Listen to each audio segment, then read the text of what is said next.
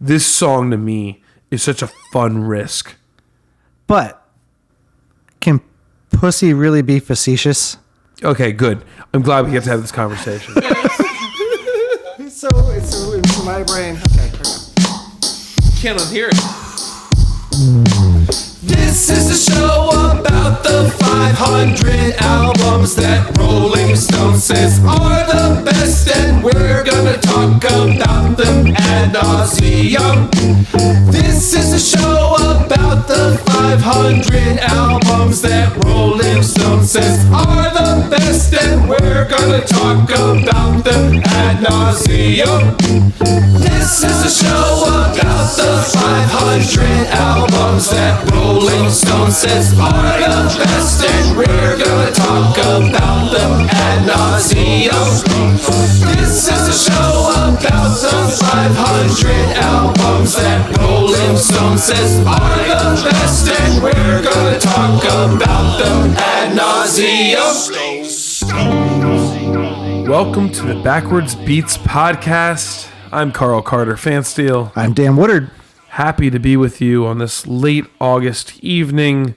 And we've got some fun stuff coming your way tonight, don't we? Yes, we do. What album do we have? We have the album Control. Spelled C-T-R-L? Yes, like Control Alt Delete. That's the one. Yes. By SZA, not spelled like scissors. Or Sizzla. Or Sizzla. S-Z-A. Yes. Spelling's not my forte. I took some risks there. I'm impressed. Actually, funny story right out of the gate on the spelling of SZA's name. Okay. I'm going to beat you to the punch on this. Have you seen SZA on Sesame Street? I have.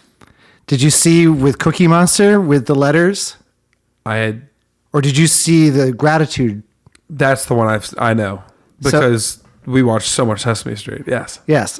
So there's a whole scene on Sesame Street where Cookie Monster's talking to her, and they have these letters that are coming out, and it's supposed to spell SZA.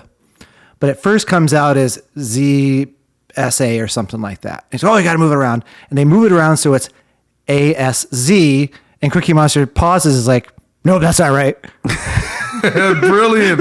Yeah. Sesame Street's real good about that, by the way. They are the OG, like, Shrek parent mind. Yeah. Like, they'll give you the wink from across the aisle. Yes, that was pretty awesome. And then, of course, then it goes. They get there. Well, there's only so many combinations you can have. Correct. Yeah, no, I think Sesame Street's done a fantastic job with their musical guests. My favorite one I've mentioned before is Anderson .Paak doing a song about all of the holidays. Right. Where him and Cookie have a very good interaction as well. So, but we're not talking about Anderson .Paak. We're talking about SZA. We're talking about SZA. I'll talk about Cookie Monster at least one more time, but that's its own game. Yes. And you did mention earlier about Billie Eilish and The Count. So once I saw SZA, I did go watch. Absolutely. Yeah. Billie Eilish and The Count. They've had some great people on for musical guests. Yeah. Questlove doing a drum battle against Grover. That's a fun one. Yeah. If you're not hip to these, you should go check it out. I hate to be the guy who bursts the bubble, and I am a huge supporter of public radio and PBS and NPR. I contribute to all of them, and I am saddened by the weakening of radio, as one should be. However, Sesame Street has not been on PBS for a very long time. They are owned by HBO. Say that one more time. HBO. Wait, you said that Sesame Street has not been on PBS a very long time. I think no, they have been. They haven't been for some time. Got it. Now I'm with you. They've been purchased by HBO a while back. Yes. So if you want to support Sesame Street, the real battle, my friends, is HBO has now canceled Sesame Street's contract. Sesame Street is out there for someone to buy. Let's buy it. All we need is a few more sponsor dollars. That's right. And we can sponsor Sesame Street. All right, help us buy Sesame Street. You can do this so easily. The best way is actually to hit our Patreon. That's correct. Patreon.com/backwardsbeatspodcast. And by the time you hear this episode, Dan will have set up a Help Us Buy Sesame Street fund. Yes, I'm doing that right now as we speak. And you can contribute, and we will buy Sesame Street together, because once unfortunately PBS lost them, it was great the HBO dumped their dollars into them, but HBO is now forsaking them, and I see value in Sesame Street. You do? Of course, yeah. They're As my should childhood, and everybody, Yeah. right? So help us buy Sesame Street. That's the new campaign.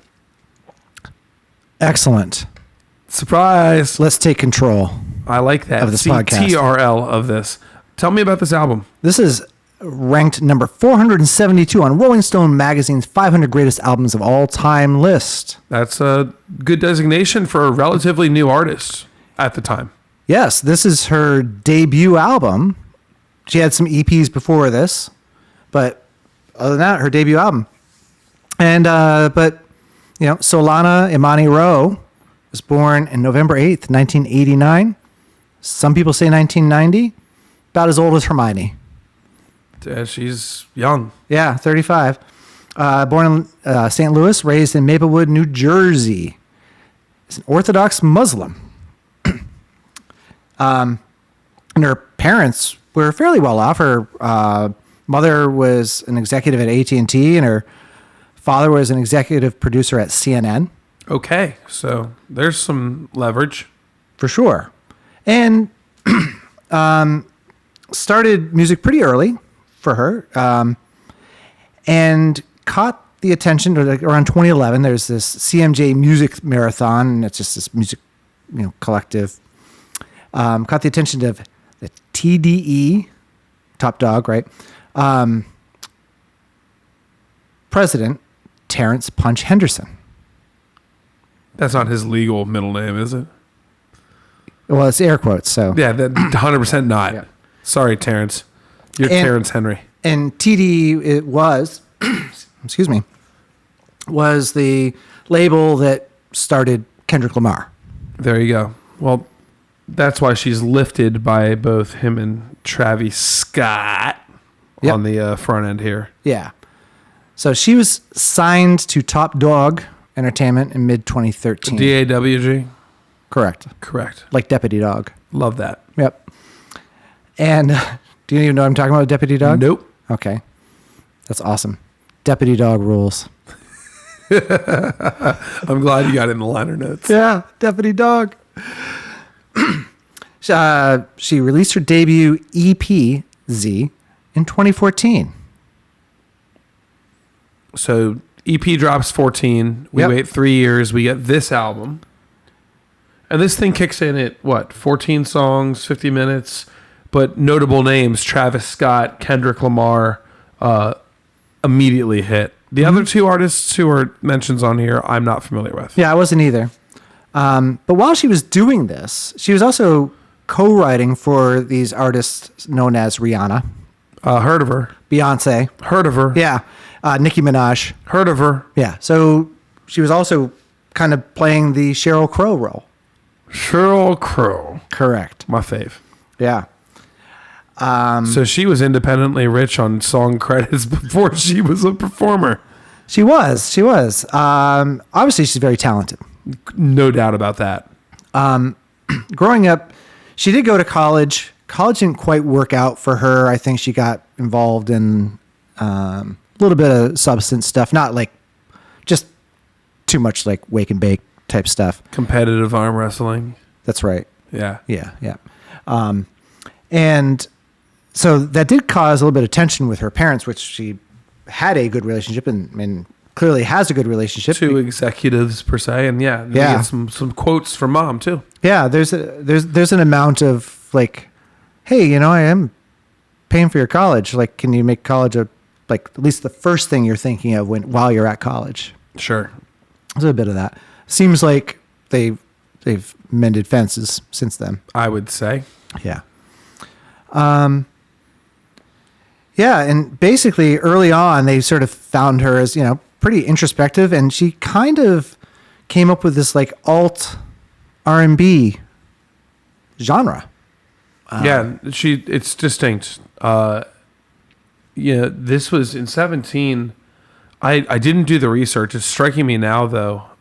So another voice who was in the R&B box that was very approachable from like a singer-songwriter way was Alyssa Clara. You know what I'm talking about? I think so. Yeah, she had a tune that broke out really, really hard. The I'm good or something like that. It's the one where she's like, I'm going to a party with my friends. I don't want to be there. I'll be in the corner if you need me type thing. Yeah. She ended up on like a Calvin Harris or a Zed song later down the line. She crushed it. Yeah. But, I mean, pre-pandemic R&B was kind of on a track. And then, when the world got distracted, I guess independent artists really blew up. Yeah. Because that's all people had time to do is make content. Yeah. I mean, even her EP got a lot of attention, coming into this. And essentially, she's this alt R&B voice. She's very self-conscious, pretty emotionally raw. I think we'll get into that Totally. On here. And culturally, she was emerging from TDE, Top Dog Entertainment, as their sole female artist, shifting R&B pretty much more to this like blended genre of Well, hip hop is a big piece of this too. Yeah. She spits. Mm-hmm. And she does it really well. Her rhythm's incredible. Yeah. Like it's the thing that I think grips me the most when you look at a entire field of female rap singers. She's the singer who actually has better timing than a lot of them. Yeah. And when you think about, so there's rhythmic timing, and then there's how you're phrasing your lines, your internal rhyme schemes and where you're putting your emphasis. So it's not just, can I sing a rhythm? It's, can I sing a rhythm in an interesting way that keeps my ear or serves the song, or whatever it might be. Yeah, because if you break the rhythm out, it may not be as interesting as when the stress syllable is coming in on on syllable instead of syllable or whatever you're going to do. Yeah, perfectly put. Furthermore, I'm still convinced in this genre it's the Wild Wild West. Like, we don't have really good prototypical female or male, for that matter, kind of like rap sing data. I mean, I hate to use the word, but like Drake might be the closest thing we have, and he's not half a fraction of the singer she is. No. But it's like relies on melody as their cadence or as their presentation, uses cadence from hip hop. Mm-hmm. But Drake does make an appearance on this album.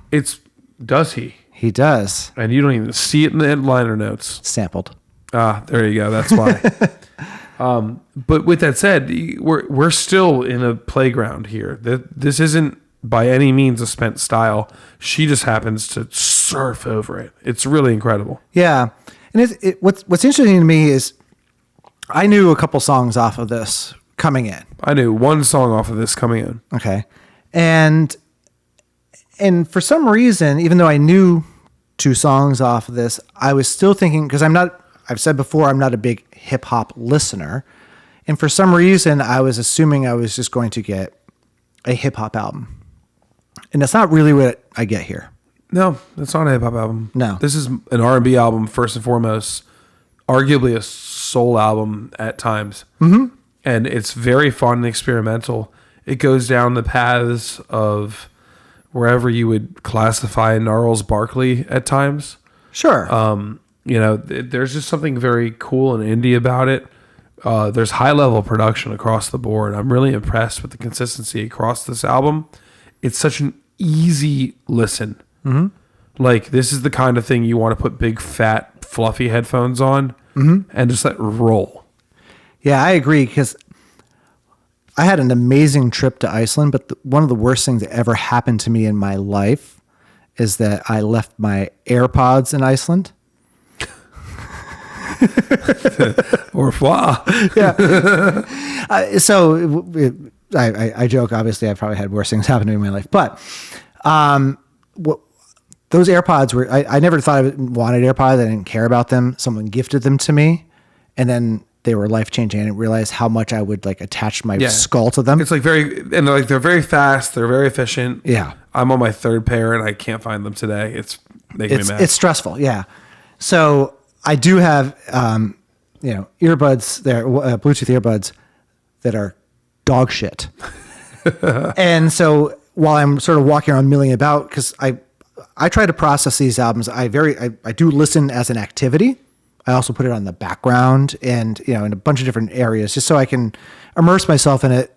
We have basically a week to go through this stuff. So this week it was 6 days. Yeah. Because we're shooting on a Tuesday for once here. Yep. And so it took a minute before I could hear this properly. And this deserves to be heard properly. If you were one of the listeners, we have multiple, and we're very, very happy to hear your feedback, who are listening along with us. And, okay, cool. What are they going to do? I encourage you, if your listening device is a laptop speaker, God forbid it be Dan's laptop speaker, or a crappy sound source like your phone, please just upgrade one level.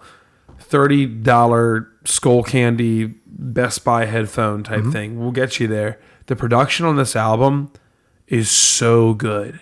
It's so clean. It's so clutch.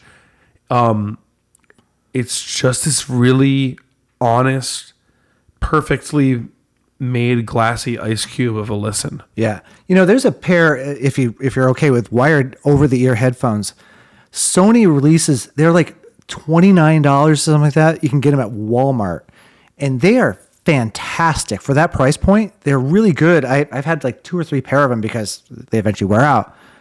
Even that will get you a good listening experience. Yeah. My Subaru speakers are freaking terrible, dude.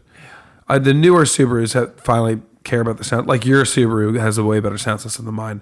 I should have upgraded mine. I could have upgraded to like Harman Kardon's, and I didn't. That would have been so good from you. Yeah. My wife has a Rogue, and we took the higher package and we got it, and that thing has the Bose in it. It makes a big difference.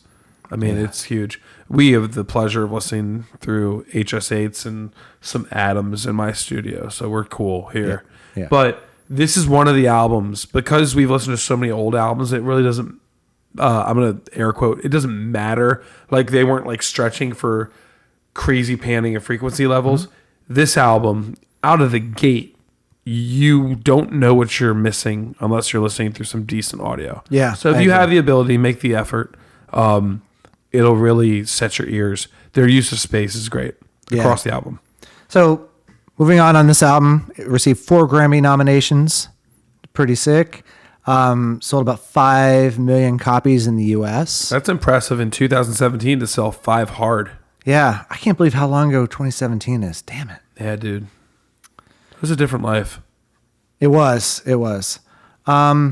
Basically, this album's a big deal. And it really set the stage for what became a bigger deal, which is their sophomore album, SOS. Which went nutty. Yeah. Yeah. Anything else about this one? No, I saw this quote about the album saying that is genre fluid R&B, and I think that's a great way to put it. Oh my God. Yeah. Let's leave it at that. Yeah. And now a word from our sponsors. Hey, Carl. Yeah, man. I am really excited to talk about our new sponsor. Who's that? Well, before we get into who, let's talk about what. Okay. This is really an important topic that men don't really like to talk about. But it's there every day. You know it, I know it. It's this really debilitating feeling of swamp ass. Oh, not swamp ass. No, it sucks. It's that steamy, humid back swamp that turns your underwear into a hostage situation. Okay, I've been there. Yeah, like one minute you're like walking tall and proud, and the next you're peeling your boxers out like a soggy fruit roll-up. Ugh, unwrapped. Unwrapped and brown. That's why the makers of Man-Palm bring you Brotex. Okay. It's the first pad designed specifically to dam the floodwaters of your backside. Brotex doesn't just absorb, it rescues and liberates. It sets your underwear free from the swampy death of your mangina. My mangina? You know what it is. Imagine it. You sit down on a hot vinyl car seat and then stand up, and for once, your shorts don't look like you lost a wet t-shirt contest out the backside. Oh man, Cabo. Yeah, and that is Brotex. Brotex, for the man who refuses to let moisture win. From the makers of Man-Palm. Because honestly, if Rick Beato made a lubricant at this point in time, I feel like I'd buy it. Yeah, I think so. But I feel like it's going to basically just be Bengay. Ooh. I used Bengay one time. Hopefully not as a lubricant. No. I used it because I was playing lacrosse in high school. And I didn't use it because I was that good at lacrosse that I was taking such great hits. I needed it. I used it to try and get around the soreness of a jockstrap on my ectomorph body. Regrettable spray, bro. Yeah, no, that's nowhere near in that area. Regrettable spray. Bengay and swimsuit area, not compatible. I learned. Yeah. All right. So let's lean into this SZA album. Speaking of swimsuit area. Oh, yeah. Supermodel is the name of the first song. Yeah. You best watch that. The pictures that pop up on her Spotify alone are incredibly racy. Wow. Is that fair? I would agree, Boomer. Yeah. Ouch. I was trying to be PG, which is so silly because we're hitting the button on this one. The amount of language on this album is incredible. At least within the first 3 songs. Yeah, I'd argue, 4 will get us there. Yeah. No, even Drew has a few. Yeah. But yeah, the first 3, there's a sexual statement to be made. All right, song number 1, Supermodel, 3 minutes, 1 second, 301, my area code. Let's go. And a mere 328 million listens. What do you say? I almost went into area code trivia, but I'm not going to do that. I would lose. I mean, yeah, there's some interesting things about area codes and rotary phones. Just think about that. Look that up. What's really cool about this song is it starts with this like janky guitar loop. well, it's like a sweeping, detuned guitar loop. Right, and it was performed by her friend Ty, who was just learning how to play the guitar. It was his 3rd day trying to play, and he came up with those chords. And, What? And she's like, just loop that. And then she freestyled over it. That part sounds so good. It does. And yeah, I mean, it's like F sharp minor, C sharp, major, B major. Like they're all like major 7 chords, which if you're learning some guitar. But I'd say 3rd day, by the way. I'm calling BS on major 7 chords. But yeah. Well, you very well could just put one finger, on like 3 strings and get some major 7 chords by sliding up and down. We're going to go look these voicings up after this. I'll call BS. Yeah. But cool story, bro. Yeah. And so what's interesting though is, because she said these are her words. I watched a video of her breaking this down, and she said what was tough was because he's playing this. It's not in time. No, it's not in time per se. Whoever produced this put it in time. Correct. So Pharrell tried to add. Oh, is this Pharrell? Well, there are 10 producers for this album. Okay, that's what I thought. Yeah. But there's a consistency across it, which is really wild. Yeah. I was just talking about Pharrell, my student Drew, yesterday. Drew, who just said no to Berkeley and got accepted to NYU's Clyde Davis School and is now going there. Nice. That's a good choice. I would say I was proud to say no to Berkeley and go to Clive Davis, which is going to be a killer program. Yeah. Berkeley's awesome, but it's not the end of the world. No. But he didn't even know he was going to be able to say, no, that's fantastic. Yeah. That's music. Good on him. And he's become a very big Pharrell fan on the short length of his... He's young. He's 18, 17, not even 18. And he's like really respecting Pharrell. He should. You said Pharrell tried to put drums on it. It didn't work? Right. So the way she phrased it is like, because it's not on a grid, it's not quantized. So Pharrell tried to put drums on it. Because they have live drums in the song towards the end. Yes, performed by Styx, who is... I did do a little research on Styx. He's a studio drummer. He's played with Frank Ocean, Chance the Rapper, and folks like that. Sure. So there are real drums on this because you don't need to worry about locking to a grid if you're just playing along with somebody else. Yeah, no, this is a person who went in for the feel. Yeah. I'm sure Pharrell could have, but he probably just tried to put it into producer hat. Yep. I'd be really frustrated if I was handing some tracks and like it wasn't even remotely clicked out. You told me your 3-day-old guitar player played this thing. Like I get not making that thing stick per se. Yeah, but I think it's a perfect. It's actually, to me, it's an amazing starter for this album. Well, it super showcases her. Yeah, they layer the instruments literally in one by one. It's like 50% of the song is just her and guitar, a little bit of production around her vocals. The guitar comes in, drenched in effect and kind of druggy. Yeah. You get this fat bass that comes in behind it, and all of a sudden I'm going, cool. I don't have a fully digital album. These are analog instruments. Oh, there's some synth layer, maybe a drone thing going on, and then you get these really crusty sounding analog drums, and you go, nice. When I say it's F sharp major 7, it's somewhere between F and F sharp. It's like not even like the intonation's not even. It doesn't matter. She sings over it beautifully. Of course she does, yeah. And well, it's so easy to say, of course she does. This is my first real introduction to me ever listening to her with my I Care About You ears on. Yeah. And suddenly I go, this is not just an auto-tune monster. This is an incredibly competent leader of a singer and also like poet, lyricist, rapper. There's just every edge of a word you can hear. She's well spoken. She is, especially for someone who has a speech impediment. No shit. Yeah, self-described speech impediment. And if you hear her speak, you can hear a little bit of that in her speech, but it's not profound. Jeez, you don't hear it in her singing. Yeah, you don't hear Darth Vader's speech impediment either, right? So James Earl Jones is a stutterer, and you see this kind of stuff in all the time. You get people who can like impersonate singers, like famous singers perfectly. Ariana Grande. And then they speak, right? And they're like, whoa. Yeah. And it's nothing like what you heard. I had no idea. Yeah. The note I have is she has no problems singing a scale, but she humps the 9 on this all the time. And all the time. 9, 7. Nice. She knows all the jazz notes. Mm-hmm. It's really cool. I wonder what she listened to. Because this song is stripped down. It's brave. It's the opener. She's talking about really personal stuff across the board. Explicit. And she's moving through it. You're kind of meeting a character and you do not know how to read them. It's an explosion.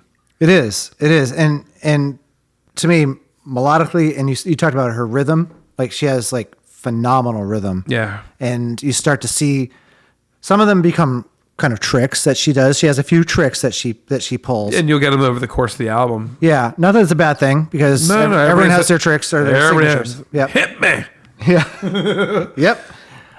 There's also a cool live acoustic version on YouTube from MTV that she did. There are very few songs on this album you couldn't do on a stripped down acoustic. Yeah, let's just start right now. These are all proper songs. Yeah. Proper. Every single one of these could be played with a person singing on a stool and an acoustic guitar. Yeah. And they would serve the song perfectly. I really respect that about this album.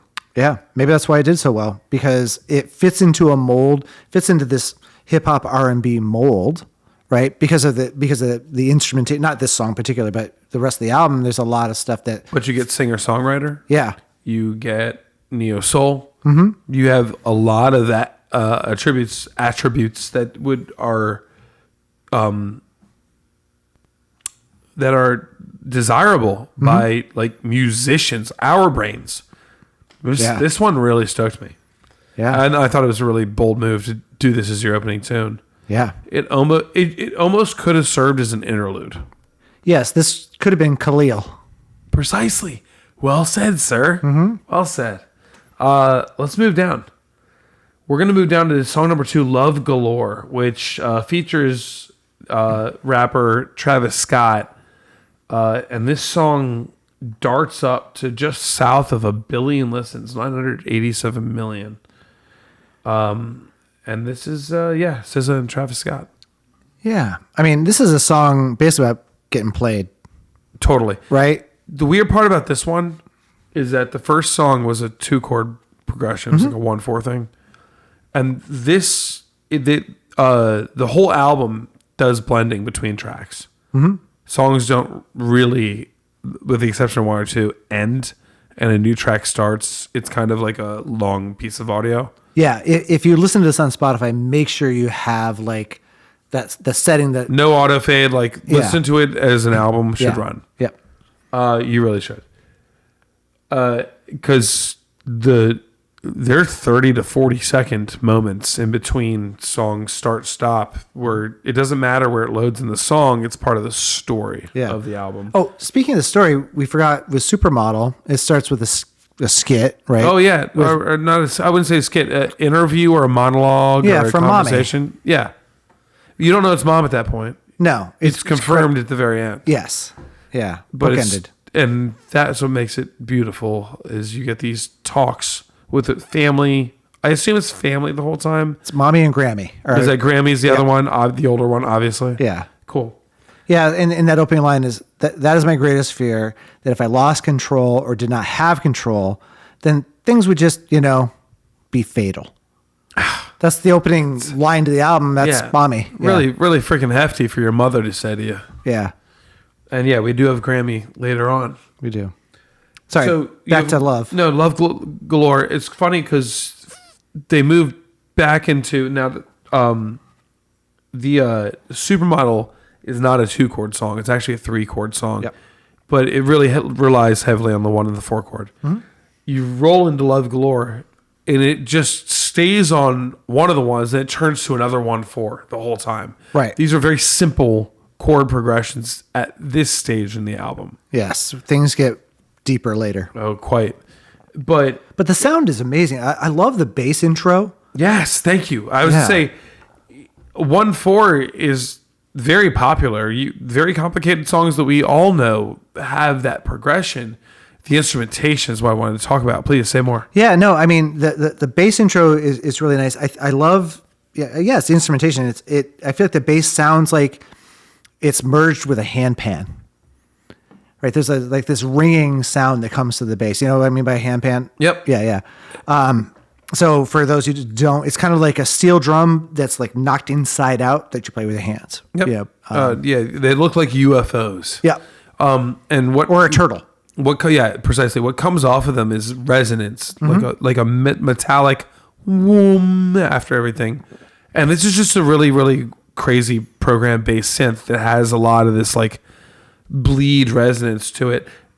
And they've really stripped this bare bones because you have this bass thing, you have this high register synth thing, and then you have her. Yeah. And you're now in the second song where they're really not afraid to show her out front, like not a lot of musical support. You're getting the artist, you're getting the character. Yeah. And what I like is I've talked about her scalar singing. She also does some angular singing, very rhythmic singing. And I do actually have my note, 2 major 7 chords. Yeah, there it is. I do have my notes. That's a very neo soul thing to do. Yeah, major 7 chords are fantastic. I'm not a massive fan of Travis Scott, the treatment on Travis Scott. They use autotune as an effect. That's his bag, dude. Right, I get that. It's just, I don't mind it as an effect. We went through this when we talked about Harry Styles, where I'm not just an old guy yelling at clouds. And I understand that the autotune as an effect is no different than distortion on a guitar. I get that. It just doesn't do a lot for me because in this song, he's almost mumble raps it a little bit. And she's so articulate that it doesn't, to me, it actually takes away. She's apparently a big fan of Travis Scott, even though she did release a version of this song without his verse. Probably a better song. Yeah. I mean, and look, I'm not here. It's a good song. I'm not here to. No, this is a great song. I'm not here to hate on Travis Scott either. It's just he isn't stoke any inspiration against her tonality. Yeah. When she speaks, she's really sending truths out. She's telling you about edgy situations that she's taken social risks on, sexually and mentally, and insecurities. And he comes in and, does some basic rhyme scheme stuff, it just diminishes it a little bit for me. I think so. Yeah. And I think what we hear early on is that she probably uses her sexuality and sex potentially as a coping mechanism for her insecurity. Right? Absolutely. Because this is a person who doesn't need to go, but chooses to go. Yeah. Even when she brags about it later in this album, it doesn't seem actually like she's totally secure in that. Yeah, because I saw an interview with her where she's actually a pretty like spiritual kind of like, seems like a pretty decent human being. Seems to me like she really values who she lets in on her life. Yeah. And look, there's plenty of realm where if you're going to compete in this industry, you got to talk about the stuff, you know? Yeah. And maybe, I'm not anybody to say you felt this way at the time you wrote the thing. So I'll say the hell out of that part. All I'm saying is when she talks about her body, intimacy, trust, discretion, and all the other myriad topics she speaks about, she says it with like a lot of intensity. Yeah. You can really feel the coin she put in the slot. Yeah. And then you put Travis Scott in and he's kind of like runs off some lines, you know? Like yeah. It's raw, but it's not unhinged. No, unhinged. There's no shock value here. Right. It's just an account of a thing that happened, and you can hear despair, you can hear excitement, you can hear all sorts of things. Yeah. Anyway, this song for me really sealed the deal that I was in for an introspective moment. When you get, the first supermodel into this, yep. I'm like, man, she's cursing, she's sexing, she is putting out fighting words towards people we don't know. Yeah. Like, and she's doing this over this weird, like, earthy production, detuned chordage, slow tempo. Yeah. Couple instruments, low frequency versus piercing high frequency. She's eloquent. Mm-hmm. It's a wild ride. It is. And thematically, there's an Alanis Morissette meets Taylor Swift, right? Taylor Swift writes about every person she ever broke up with. But I think it's just done in a slightly more mature, grown up way. Yeah, it just sounds better. Yeah, I you know what? I was really reluctant to hear you out on those names, but I agree. Alanis Morissette. I know. I was new here. I could see. Alanis Morissette's so good at being scorned. Yes, that's perfect. Taylor just writes the obvious, like it's frank, and she's both of these things, but she's stylistically speaking, and as a singer, she's leagues beyond them. It's so wonderful to hear for a second song this I talk in a style and I can still melodicize over it. I'm having a hard time knowing if she's rapping or singing. It does not matter. She's just doing music perfectly. Yeah, she's doing both. And it's so good. Yeah, I agree. Yeah, love this tune. I'm going to move into song number 3, Doves in the Wind.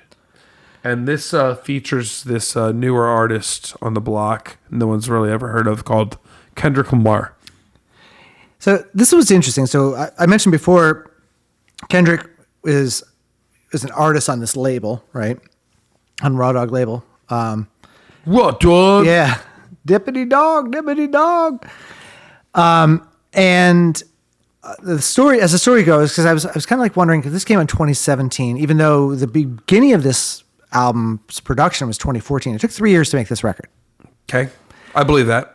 And 10 producers, there's a lot of people who contribute to this album. And we should just let people know, like with a lot of these super popular artists, as much as you might revere the artist, and I'm not detracting from any of them, very few of them are doing it on their own, completely on their own. Ironically. Right. And so the story basically goes that Kendrick was in the studio while this was going on, and he liked the beat that was coming in, and was immediately drawn to that beat and the bold opening line, "Real ends don't deserve pussy." and he just wanted to get involved in that, the frankness of this song. Yep. And so I'll say my first blush on this was the song. The song's pretty crass, right? Oh, yeah, for those with kids in the car. Yeah. Catch this one later because we're going to say the word pussy a ton. It's I don't know how many times it's in there. It has to be in the song 70 times. Yeah. However, so initially I went in and I was like, there's this double standard where men can be filthy and women should not be. Well, that's an older standard, but yes, it still does exist. Nicki Minaj has, I mean, Lil' Kim blew that thing out of the water. Yeah, both of them, yes, for sure. And at first, and I don't believe in that double standard. If you want to be filthy, be filthy. Yeah. Whatever. But at first listen, I'm like, but you sound like a dude being filthy. Sound like a woman being filthy. I'm like, oh, wait a minute. Oh, we got it. We got it. Ding. Right? This is really a song about men, basically busting on men's obsession. That's right. I'll tell you what, she does it well. Ken does it better. Kendrick's verses in this song are fantastic. They are. And as someone who sometimes struggles with Kendrick's voice, you and I have talked about this off the air. And when we get to Pimp a Butterfly or his first album that's going to be on this freaking list. You don't like his voice is the end game. Well, so I'll just break it down. So he has a couple of voices that he does. Just like Eminem has Eminem, he has Slim Shady, and he has Marshall Mathers. He has 3 voices. Yeah. And for some reason, the Slim Shady voice for Eminem doesn't trigger me as much as Kendrick's kind of version of that. But I'm sure by the time we get to Pimp a Butterfly and what's the other album that's going to be on this list? His first album. You're pulling at a string I don't know. All right. Well, anyway, by the time we get to that, I'll have probably gotten over this because I'm going to have to be able to speak. I can't just shit on Kendrick Lamar. I know that. So anyway, I agree with you. But actually, I do like the weirdness of his voice here because he's making a mockery of He men. also uses several tones during this. Yes, he does. And so does she. Mm-hmm. My favorite line in the entire song is just her simply going, pussy, over the third one. It's so great. Yeah. And it's a playful play on the power of how far a man will go to have sex with a female. That's all it is. Yes. They just happen to use the word pussy as the singularity of it all. But she censors dick. Well, no. And that's the best part of the entire song. Yeah. And it's meant to be put out there as the anti. And the fact that Kendrick wants to be on this and plays into it so beautifully, this is the artistry of it. This is by far, in my opinion, one of the coolest. So there's 2 different kind of production styles across this album. There's this indie 4-long guitar drum sample thing going on, or it's hip hop beats. There's 2. The hip hop beats are really, really cool when they're in. A lot of them come in the way of X90 slow jam, add trap hi-hat, and everything else sounds like the whitest boy alive. Yeah, yeah. You know what I'm saying? Yep.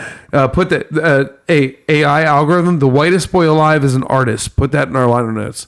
Thank you. Yeah. I didn't know if I'd catch that, but there's this very indie guitar-y thing going on. Those are the 2 main facets, and I think the balance across the album is wonderful. Yeah, I have indie in my notes for sure, and they flirt the whole time. Yeah, and it's to me, you could almost find a dichotomy, and make the argument that the indie stuff is like her internal, sitting in her room in a sweatshirt, and the more R&B and rap front is actually more like her externally.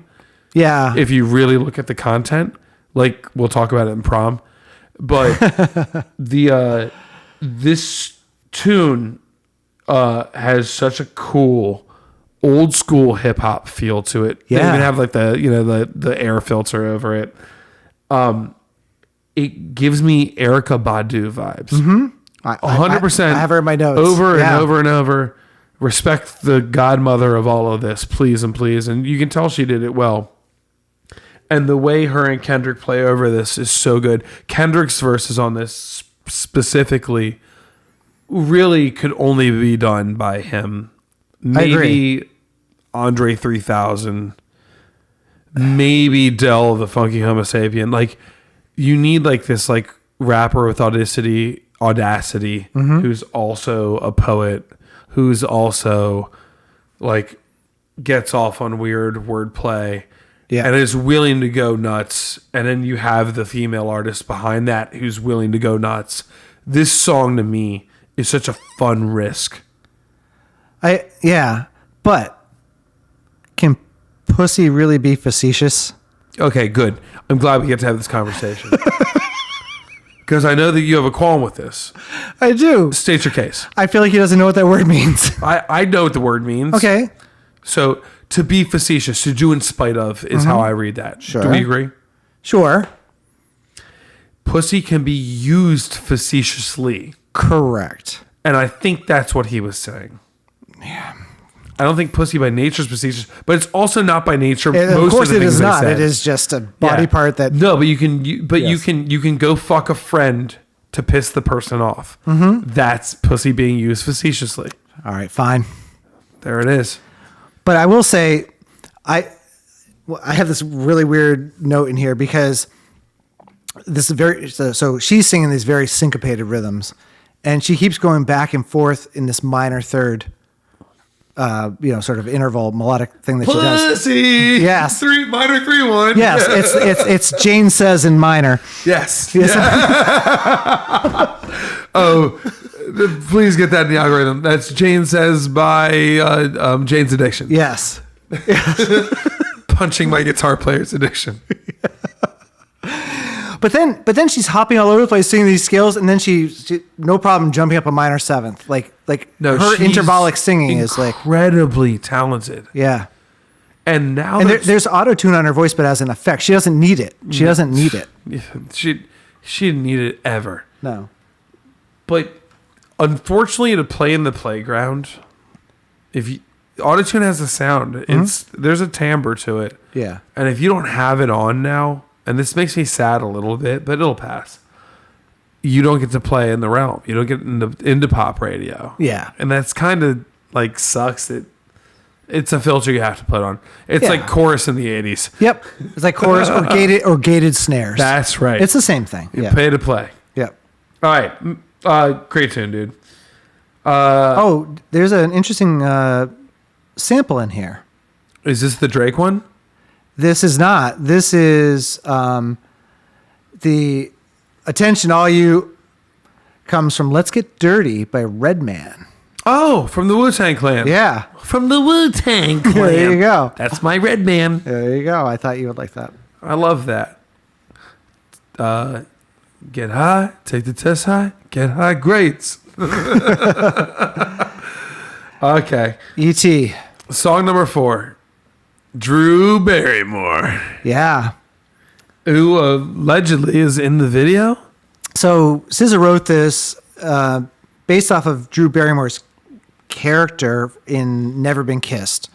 And so the character's name is Josie Grossi. And it says, made me feel better about being awkward for having crooked teeth and just being myself. And actually, I just happened to see when I was doing a little research here, is SZA was recently on the Drew Barrymore show. And so Drew Barrymore is in the video for this for like a second. Drew Barrymore has a show? She has a talk show, I guess. Okay, yeah. and she's doing like the Kelly Clarkson thing? Yep. All right. Same thing. And apparently SZA looked up to her, and loved her like exuberance and her authenticity. And, you can make fun of Drew Barrymore all you want, but she's definitely herself. I don't have much to make fun of her about. No, but she's an actress who did fine, and I am so mid, as the kids would say on Drew Barrymore. Yeah. I mean, I always appreciated her because, I'm a couple years older than she is, but I was 10 when E.T. came out, and she was Oh, probably that's like right. she was She like was the E.T. 7. girl. Right, Yeah, she was okay, got Gertie in E.T. So I kind of grew up with Drew, kind of like Alyssa Milano, same thing. I grew up with her in. No, the difference is I want She's to the fuck boss. Alyssa. Put that on the radio. No, Drew Barrymore's fine. She's not Alyssa Milano. We'll say I had a pretty strong crush on Alyssa Milano. That's exactly right. This song's cool. For the I love this song. okay, you get that detuned guitar thing yet again. Is this her friend Todd or whatever? Ty, no, okay, that's not. But there's a theme here. This is back to that indie style, which makes sense for the song title. It reminds me of Sia, Okay, yeah, right? yep, I find Sia to be probably the most talented artist in the pop industry personally. She's a chameleon. She can do anything. She's been around forever. She has God knows how many writing credits and God knows how many Grammy hits. yeah, Sia moves and sings with complete freedom. SZA does that in this song. Yeah. Sings with impunity. This is not, you can't compare this song to anything. I've never heard a song that sounds like this. right, SZA sings freely. right. She does a SZA thing in the verses, Yeah. and the chorus is just a just send it home, like super catchy chorus. But she moves through this thing. It's hers. It's only hers. Yeah, It only reminds me of Sia. I'm stuck on it. It's like the queen on a chessboard. You can just do whatever the hell you want. yeah. But when you get to the bridge on this song, when she's hopping all around from her falsetto to her chest voice, oh my god! Well, you go. There's a singer. This is like way more than a normal singer. Yeah, sorry, I need to see you. I'm sorry, I'm so clingy. Like she's bouncing all around, but I don't mean to be a lot. And so she's like, sorry, I just need to see you. That's all in her falsetto. Sorry, I'm so clingy. I don't mean to be a lot. And she just like does this octave jump. It's not even an octave. It's like a tenth or something. Yeah. It's Yeah. insanity. Yeah. The instrumentation, by the way, Yeah. strong. Actually, I but wrote it down. She bounces between a second, then down an octave and up a sixth. There you is go. what she Yeah, does, effectively. Yeah, literally. Yeah, I'm like, what did she do? Yeah. And then it's just warm, big, real music instruments. Yeah. There's a synth pattern too, but like you're back to live instruments. Mm-hmm. This is the girl that 2 songs ago was doing hip hop beats, like with Kendrick Lamar. Yeah. It's a mind fuck. This album. And lyrical lines like lonely enough to let you treat me like this. Oh, so fantastic! And that one stings. It sits Yeah. out. I have think, goosebumps. I love this song. Yeah. This is the one that has the there's the line warm enough outside, inside me. Yeah. Yeah. Yeah, she's doing her poetry thing here. And this is funny because this is actually, that might be the last sex line that stands out for me for the rest of the album. Mm-hmm. She went hard sexually for the first few. Yep. There's one more she'll really get into. Mm-hmm. But it's a hefty theme up front, and you see it both ways. You see sex used as a tool or on the offense versus accepting it and it being part of a larger "do you love me" conversation. But the warm enough for you does not necessarily have to be it about doesn't. sex. It could, That's what's great about it. but the inside me implies, Yes. and so she never quite abandons it. Right.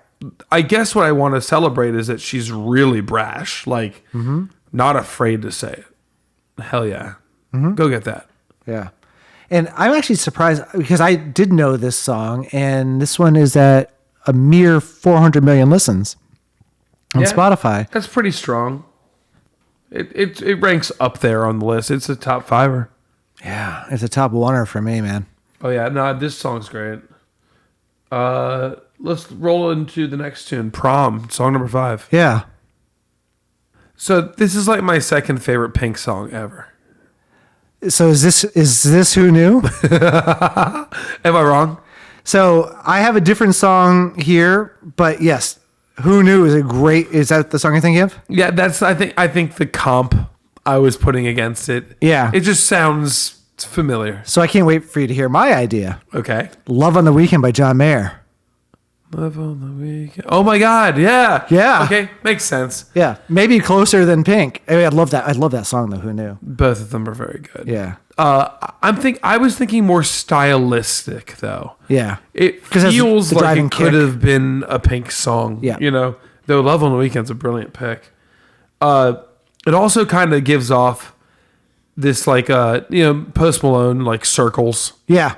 The production, you have this wavy, detuned, uneasy but stoner beach feel. And that seems to be their indie take. Like whatever production they're doing on live instrumentation on this album that's not digital, more hip-hop based, almost always ends up being this kind of West Coast easy peasy IPA feel.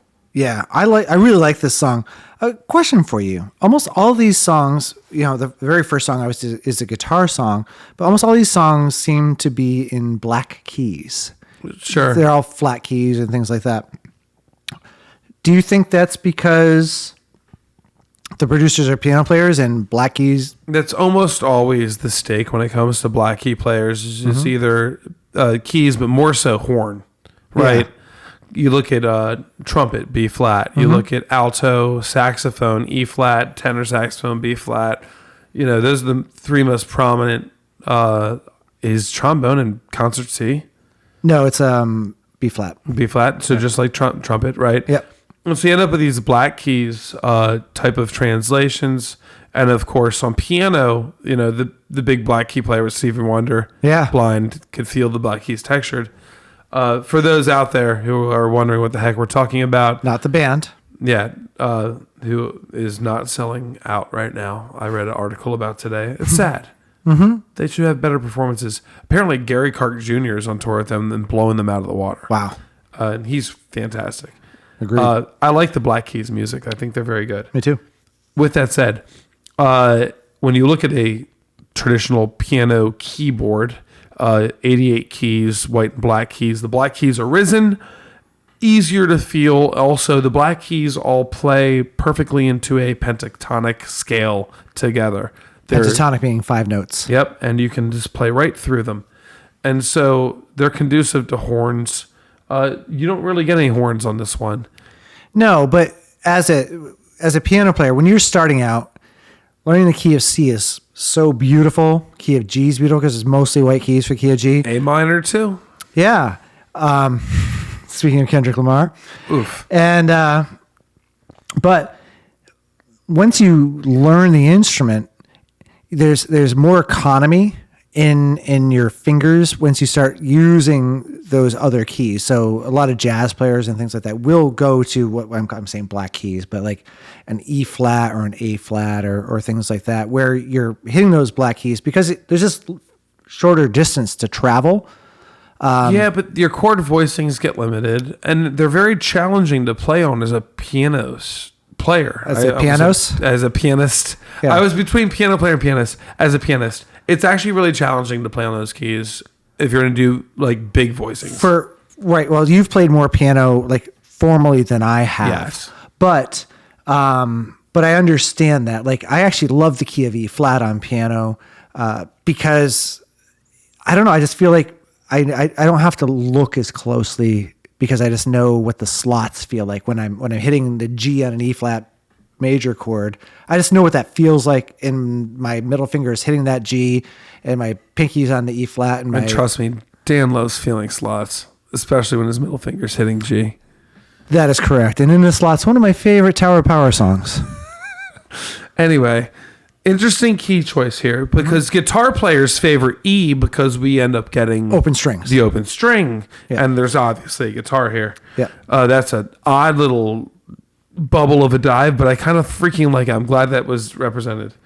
You end up with a song here, though, that is incredibly poppy for this album. I love the hook on this song. It's a good hook. Yeah. You know what I don't love on this song? What don't you love? The ending. The fade? Fade. Barely.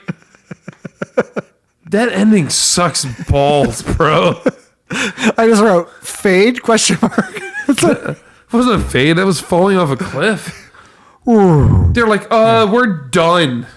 Like, Sometimes that happens, man. No, I feel like Sometimes you run out of energy and you just got to roll off and you're done. I have a theory. I have a theory, which is for like the hip hop heads out there who are listening to this. Mm-hmm. They wanted to almost treat this like an interlude, a really long interlude. Yeah. And by throwing that ending on it, they acted like it was no big deal, like they weren't taking it seriously. Yeah. It would have been better. Bullshit. Because this song's good. The song's really good. And they should have respected it that way. And they should have treated that as an interlude and called it prom interlude. Call it an interlude if you're going to call it an interlude. Yeah. Or make it a song, which it was. Until you did that thing at the end. I'm really mad about that for the flow of the album. Yeah. I actually feel like that was disruptive. It was. Otherwise, I really like the song. I don't even blame the song. I'm mad it happened. Mm-hmm. That's a happenstance, not a song thing. Yeah. Ugh. Well, you live your truth, my friend. Yeah. Once again, a good line in a song that stood out here, which is the, but lately you've been feeling so good, forget my future, never pull out. Jesus. That's a hell of a statement. That is yes. I'm enjoying you so much, I forgot about my future. I'm willing to let you impregnate me. Yeah. Like, that's crazy. That's what happens. Well, yeah, that's how it all happens. Mm-hmm. And for a person of two, educated C-level parents in a good college as well spoken as her, that's a real ass statement.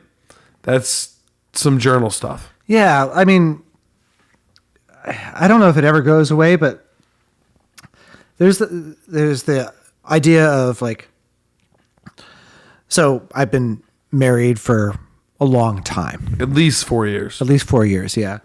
And I've known my wife for even longer, right? At least 5 years. At least 5 years. 9 times. And there's the whole like beginning of love that you can never recreate, right? That infatuation, like I must be with you every second. Yeah, like quit my job. Like does not matter what the day holds of me. Yeah, correct. And then there's 25, 30 years later, and space is good, right? Doesn't mean you don't love your partner or anything like that. It means you probably love them more, frankly. Right. And so this is that beginning, like, oh my God, the world will end if I can't breathe your essence for another minute. Yeah. Precisely. Yeah. And in a pop song. And then 25 years later, it's like, your essence kind of stinks a little bit. I'm going to go take a break. We have a product for that later. We do. All right. Let's scooch on. It's Friday. It's the MFing weekend. And song number 6 is sure enough the weekend. 644,902,000. So almost 645 million listens. This is not small. This is not small, no. I have to put in here for the algorithm. I was so happy to say Snarky Puppy inspired synth Rhodes combo is great at the beginning. Yes, of course it does sample the song Set the Mood Prelude from Future Sex Love Sounds by Justin Timberlake and Timberland. Yeah, damn it. But what's so funny about that is I love that they're sampling a record that's only 12 years older than it. Yeah, 2006. Yeah. They're acting like it's Curtis Mayfield. Yeah. I was close. 11 years. Okay, cool. Yeah.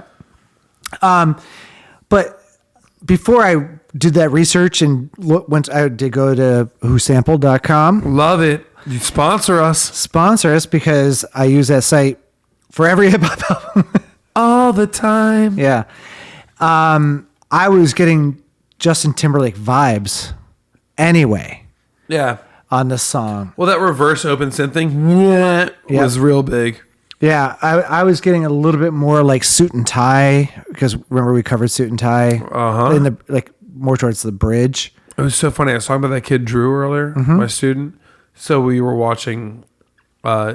He said Pharrell fell off. I said, "You don't even know, son." And so I showed him the Grammy wins Pharrell did not fall off for Daft Punk. Yeah. right? For Right. Get Lucky, the double win they had, and Suit and Tie was in contention with them. I was like, wow, that was that long ago. Yeah. Get Lucky and Suit and Tie were the same year. Yeah. Both banger songs. That's crazy. 2013. Yeah. And I would have to go. All right. Which song would you pick if you had to pick Pick what? Like the better song of the two? better song of the two? It's challenging. I think I'm still gonna stick with Get Lucky because you have Nile Rodgers, you have Pharrell, and you have Daft Punk.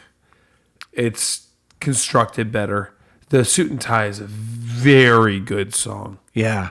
I agree with you. The thing that knocks Suit and Tie out is the breakdown section of Suit and Tie is kind of C tier, but the Daft Punk song just slaps all the way through. I mean, Random Access Memories as an album was one of the most epic things that ever happened to us. Yeah. God, I hope that made the list. That made the list. I don't know if it did. If it didn't, I'm going to burn this whole thing down. Let's do it. All right. All right. The Weeknd. The Weeknd. So 1 major 7, 7 dominant 7. Thank you. Let's go. We both went cool. We both went chord chart. Yeah. This is the most legit version of a 90s slow jam I've heard since the 90s. Cold synth slow jam with a trap cicada hi-hat. Ugh, dude, this stroked my inner self to the point where I had to check myself. I was Before you so watch yourself? satisfied.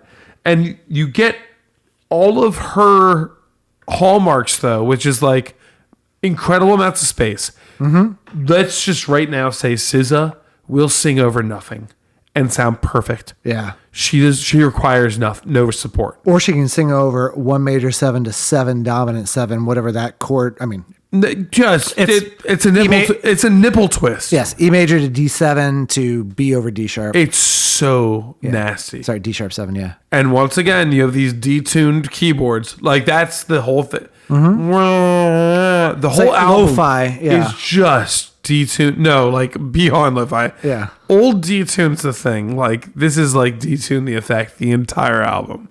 Yeah. And she's singing perfectly over detuned instruments. Because it doesn't matter once you have a reference pitch. Okay. Unless you have perfect pitch and you're like, oh my God, this is not actually an F. This is 20 cents flat. She's sterling. Yeah. She's sterling.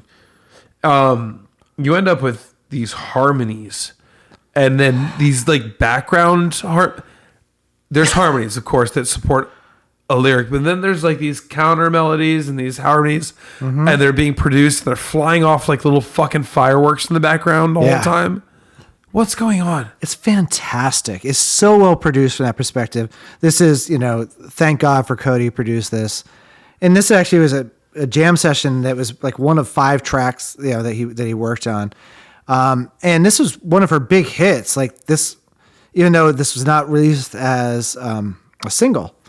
It should have been. I mean, this is such a trophy on this album. Right. But the other thing, this is a song about sharing a man with 2 other women. Yep. And being fine with that. Yep. This is a classic I'm fucking your man theme. LOL. My man is your man. Hers is her man too.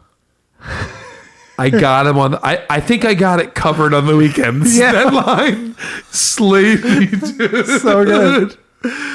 So good. It reminds me though of SWV. Yeah. Good old Sisters with Voices, right? Mm-hmm. The slow jam potential. This is as pure as it gets.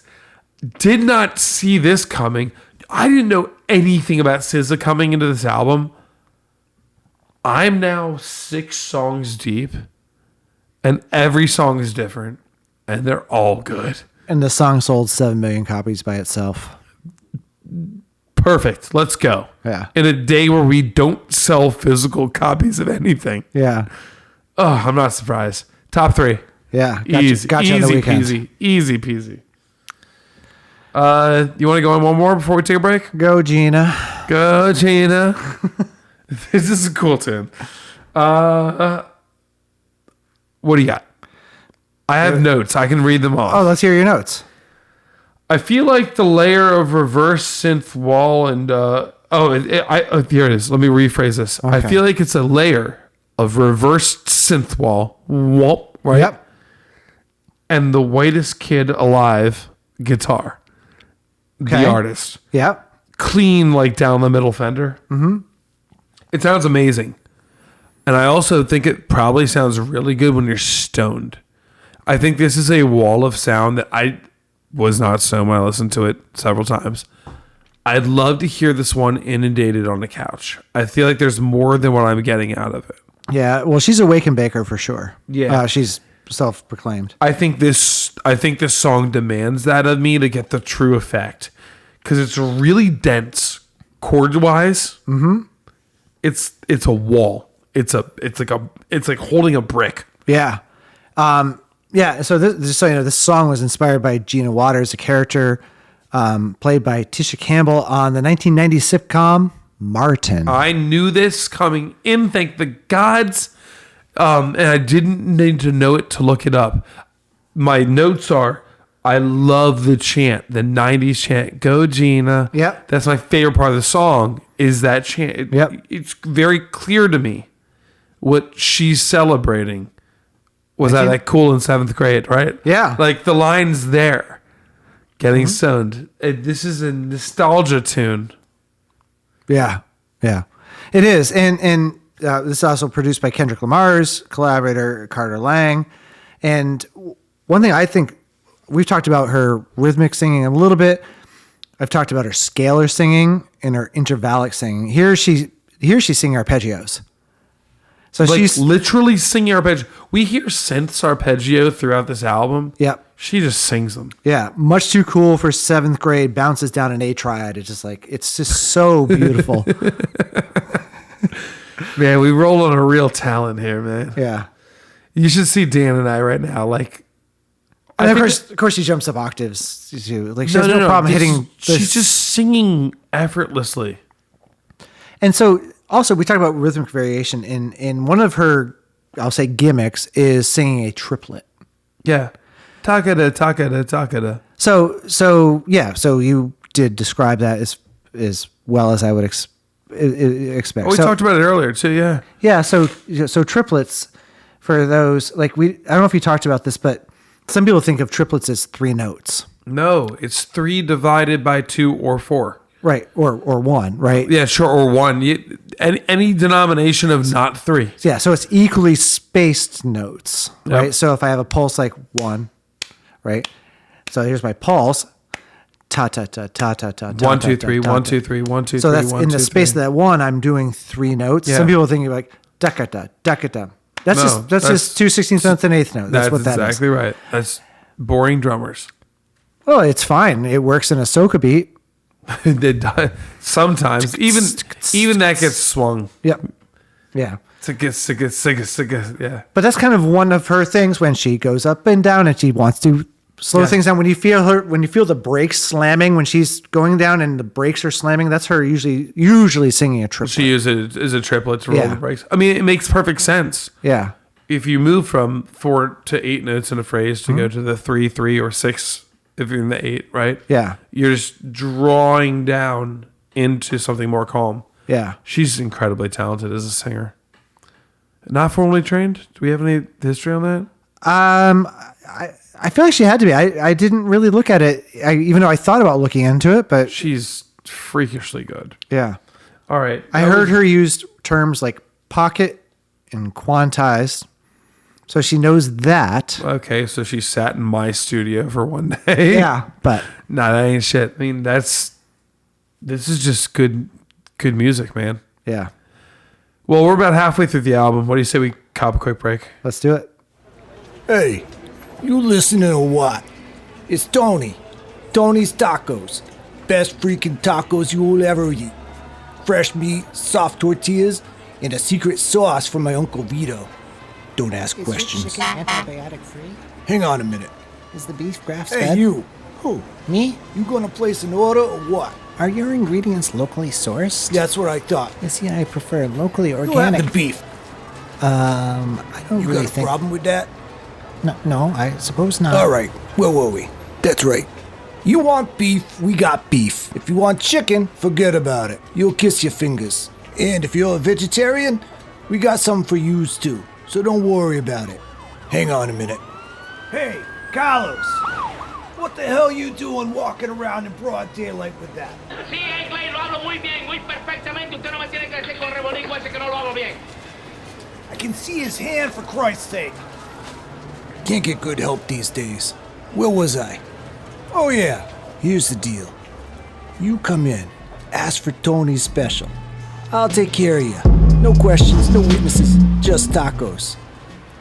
Tony's Tacos. You eat here once, you're a customer. You eat here twice, and you're a family.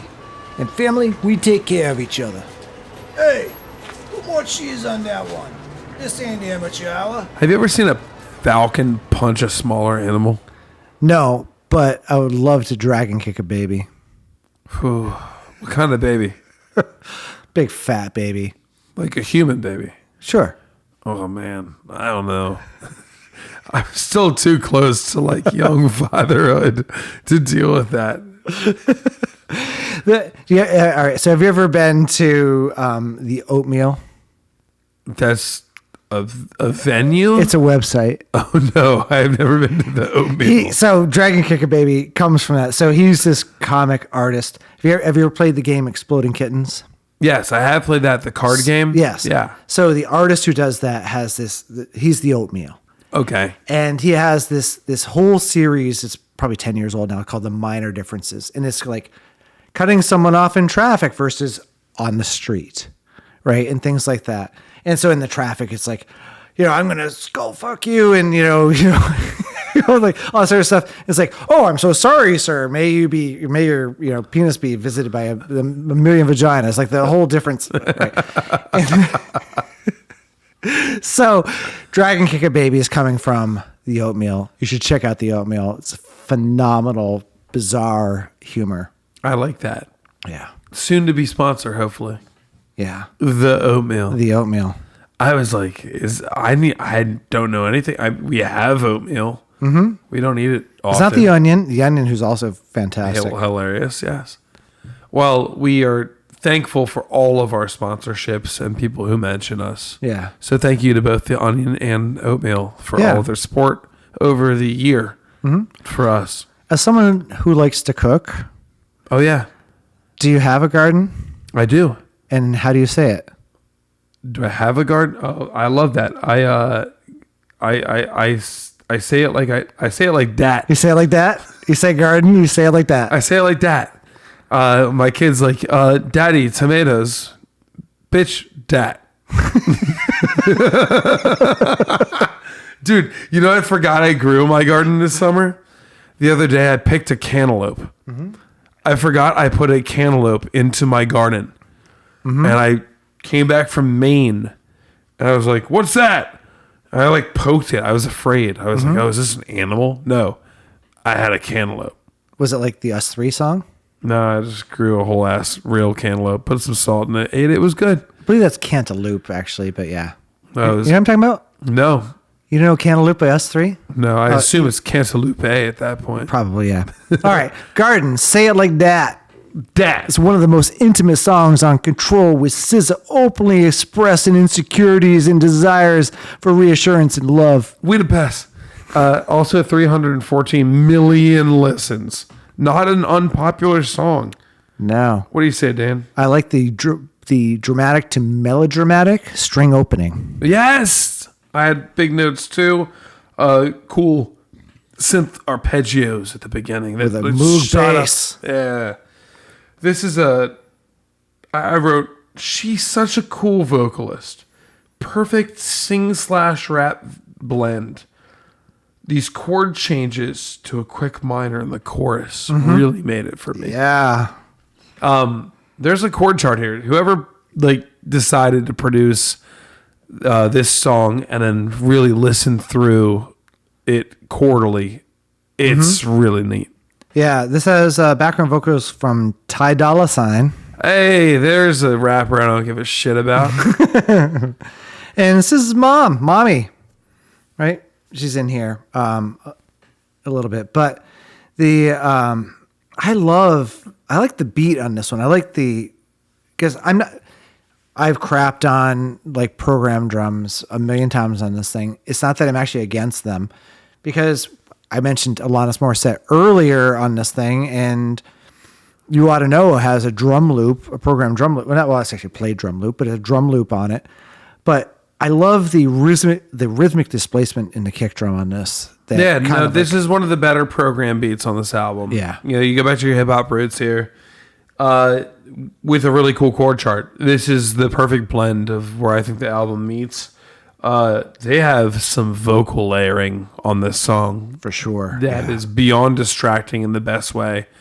It sounds like, you ever seen we've definitely watched this together while just drinking beers at 2 a.m. Mm-hmm. Like when Ariana Grande is sitting in the booth and she's comping. And like directing her studio folks. Like she's just calling shots. I'll have to put in the show notes. If I don't put in the show notes, I forget to put in the show notes. Google Ariana Grande comping vocals in the studio.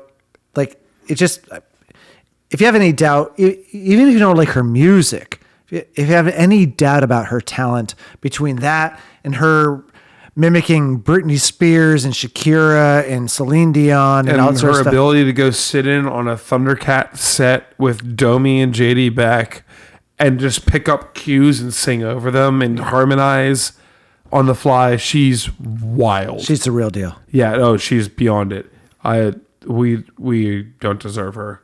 Furthermore, the falsettos on the song sound inspired by that, which I really like. Yeah, I agree. There's the hip hop drums on this, for me, the program digi drums are a little dry. They just, in a song full of life, it's like they kept back on those a little too much, because we have had so many live drum kits here. Sonically. Yes. This is a production note for me. Yep, I agree. Not super stoked on some mid-ass drum beat. Sorry, kiddo. But the chord changes, the singers are all really, really good on this song. Yeah. There's also a synth bass that's really doing justice here and holding weight. Yeah, it's like a Moog. It's totally Moog. Yeah. It's a 9 out of 10 song for me. Yeah, and when we talk about Moog is a synthesizer, and what makes it in this particular case like stand out is when you have a synth that can only play one note at a time. What you get is this really interesting slidey effect, because if I play, like, I'll play a C, and then I play it and I don't lift up my finger and I play a D, you won't hear it until I lift up the finger on the C. And it was whoop Yep. up to the pitch. Yeah. And so when you hear that sort of slidey stuff, all that is they're playing legato, to use a real term, but the effect you get out of that is this kind of thing. It feels very natural and kind of like groany. And what you get out of it too is people learn how to use that as an effect. Yeah. So It's awesome. You're not subject to, you can wait till the last minute to let go of your finger, and the further you are, the faster that sound has to travel. Yeah. The artist knows that if they're doing it well. Do you remember when I tortured you with that? Because I wrote a bass line for you one time that was pretty much unplayable on a real bass. Yeah, you wrote it on MIDI keyboard, and I had to go figure it out on bass guitar. Yeah. That was a heavy day of lifting in the sweet town of Frederick, Maryland. Correct. We got it done eventually. Mm-hmm. There was a punch point, but it was tough. We played it live. I think you looped it. I had to loop one part so I could get the whole bass line down. So here's the fun. I can't remember the name of that song. I'll have to pull it out of the archive. So I write this bass line for Carl. Yes, I wrote it using basically like a Moog style bass. So it was that same problem, which makes it almost impossible to play on an electric bass. But I wanted him to play that, and I had a melody written for the guitar player, and the chords were also on bass. So you had to loop it so you could play the chord voicings. It was like a doon ticka doon ticka doon ticka doon ticka doon ticka doon ticka doon loop chord chord, and they're offbeat. Yes. Chord, right? Yep. It was wild. We pulled it off. We did it at Joe Square in the basement. That's correct. And then you aggressively drove your friend's Mustang down those streets. To Baltimore Street. I'll never forget the Huss. Good evening, man. VJ, if you're listening, I love you, brother. Love you, Vij. Thank you for holding on for that ride. Thanks for your blue Mustang. I got no problems with Garden. Say it like that. Say it like that any day of the week. Song number 9, Broken Clocks. That sucks, man. When your clock breaks, you don't know what time it is. Yeah, I hate to get clock blocked. The song number 9, Broken Clocks, should not surprisingly have almost 1 billion listens, 890 million to be exact on the Spotify count as of today. Longer song, almost 4 minutes. Yeah, and here's my complaint. I have a complaint. What's with the hi-hat production on this? Yeah. It's like it's too loud, and it's like cicada with Tourette's. Yeah. So because the song is beautiful otherwise, and you have this like did you not like listen to the freaking part before you this put song it to tape? Was a better song, and then got washed into whatever current production was to catch its net, and it caught its net. Mm-hmm. It did its thing. Yeah, it's the it is the most listened to song on this album. This is a fantastic song. It's just the hi-hat. No, second most. Love Galore is number 1, but aggressively high. Mm-hmm. I'm not happy with the song. Okay, tell me why. My notes verbatim. Is she moonlighting as a stripper? Question mark. She mentions it. Mm-hmm. I care about her messaging. That is not my feedback in the critical way of the song. Cool, she is. I have no judgment. I'm not sure. This is the most pedestrian song so far. It definitely outlines the grind of human life, working and being part of society. And she sings fine. There's nothing bad here. There's nothing terribly interesting compared to everything that's gone on so far. And I think that's why it may be so well listened to, because it is more down the middle. It's nothing. It's just, she's no longer my special light. It's just I don't know. Yeah. So there's a vocal sample on here from the song West by River Tiber and Daniel Caesar. I love me some Daniel Caesar. Yeah. And so here's the interesting thing is I know a couple of his songs, but I just recently spoke to this delightful young woman about this album, and I asked her, hey, what should I listen to? And so she said I should start listening to Never Enough by Daniel Caesar, which I've started listening to, and it's freaking awesome. Daniel Caesar's pretty great. Yes. And I knew a couple of his songs already. Well, you know him from Jacob Collier. Of course I do. Yes. Yeah. Yes. If not for Collier, would you actually know who he is? Probably not. There you go. Yeah. I knew him from a tune called Get You. Mm-hmm. Yeah. Good song. And I got hooked into that thing via Spotify find. Mm-hmm. And it just melted my face. But if you like Daniel Caesar, you might like this little song by Bobby Caldwell, which is... I'm assuming it's What You Want to Do for Love. This is probably his best song, right? It's the one, yeah. Yeah.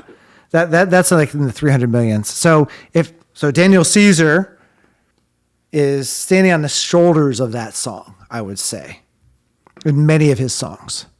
So if you want to hear something that doesn't have modern day production, but that song sounds fantastic. If you listen to the production, that was like 1978. Multiple times. Yeah.